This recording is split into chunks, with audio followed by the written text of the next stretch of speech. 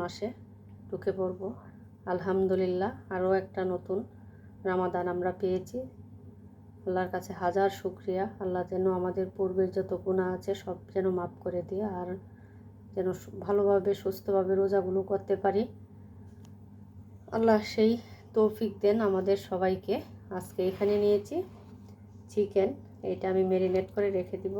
দেখুন এভাবে একটু কিন্তু কেটে কেটে দিয়েছি মাংসগুলো, তাহলে এটার ভিতরে মশলা মরিচ সব কিছু ঠিকমতো ঢুকে। এখানে সব মশলা দিয়ে দিয়েছি। এখন দিব একটু সরিষার তেল। আমি কিন্তু সবসময় তান্দুরিটা সরিষার তেল আর হচ্ছে ঘি দিয়ে করি।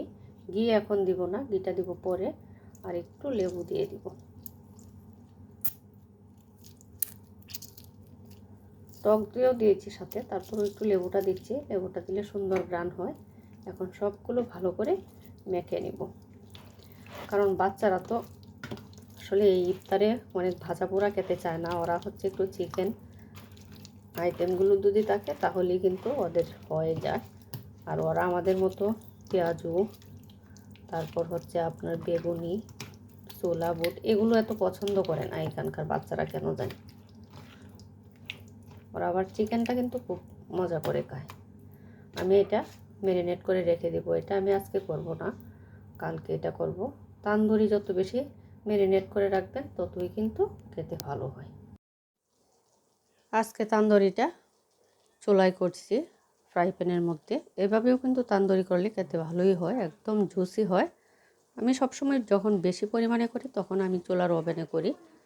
এখানে ফ্রাই প্যানের মধ্যে সরিষার তেল ভালো করে গরম করে মুরগিগুলো দিয়ে দিয়েছি। এখন আমি ডেকে রাখবো, তারপর আপনাদেরকে দেখাচ্ছি কী পরিমাণে পানি যে এখান থেকে বের হবে। আর চুলার আঁচটা এই পর্যায়ে কিন্তু একদম ধিম আঁচে রাখতে হবে, তাহলে ভিতর থেকে পানিটা পুরোপুরি বের হয়ে যাবে। না হয় বেশি যদি হিট দিয়ে দেন মুরগিগুলো পুড়ে যাবে আর ভিতরে কাঁচা কাঁচা থাকবে। দেখি মুরগির কী অবস্থা, দেখুন কি পরিমাণে পানি বের হয়েছে, অনেক পানি। এই পানিটা আস্তে আস্তে শুকিয়ে যাবে, আর পানিটা ফেলে দিলে কিন্তু একদম ড্রাই হয়ে যাবে চিকেনগুলো। এখন এটা ডেকে ডেকে রান্নাটা করব। একটু উল্টাবো এখন। এখন দিয়ে দিব একটু ঘি, তাহলে সুন্দর একটা ফ্লেভার আসবে।